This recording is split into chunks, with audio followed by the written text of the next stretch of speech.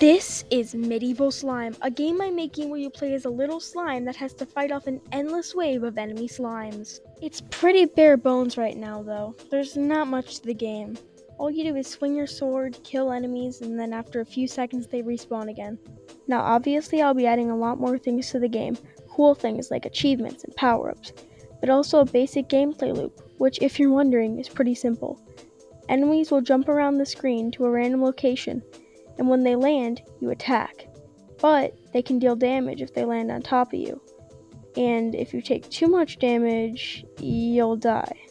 Now, although I just said it's pretty bare bones, it's still a fun game as is. I was playing a real game, and I went out of my way to play this.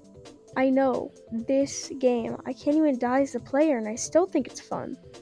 And one of the main reasons is because it's very satisfying, and that's how it was designed. The main thing are those health bar animations. They were made to be really satisfying, and they are. It's so satisfying to hit an enemy and see that health bar animation play. It's so nice. Now the health bar animation was pretty easy to make. I just made the health bar, imported it into the game engine I'm using, and then did some simple scripting. It was pretty easy, especially compared to the sword. That was not easy at all. I was looking online everywhere trying to find a solution just to make it rotate. It was so hard to find, I couldn't find it anywhere.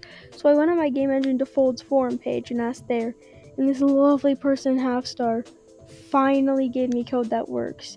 And it is the only code I've ever seen in my entire life that I have no idea what it is.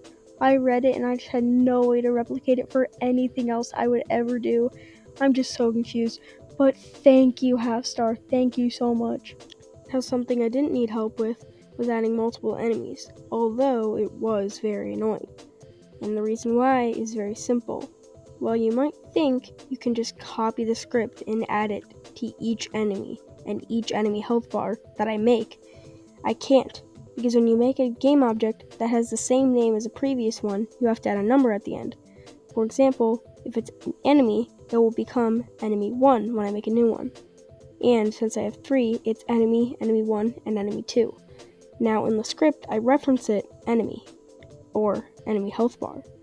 But now I have to re-reference them. For example, enemy 1, or enemy health bar 2.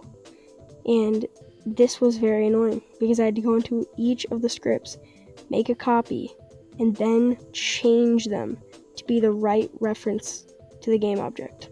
It was very annoying. Also annoying, but not that hard to figure out, were collisions. Basically, I had some simple script that said if you're swinging the sword and it touches the enemy, it deals damage.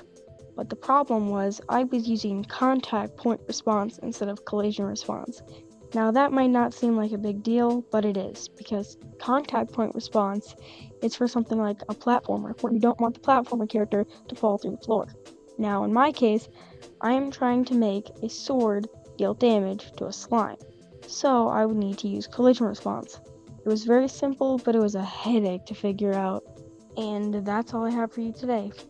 I really hope you enjoyed, and I encourage you to leave any feedback you have on the game in the comment section. Just keep it to consideration that it's not done yet. It's in very early development. And also, subscribe.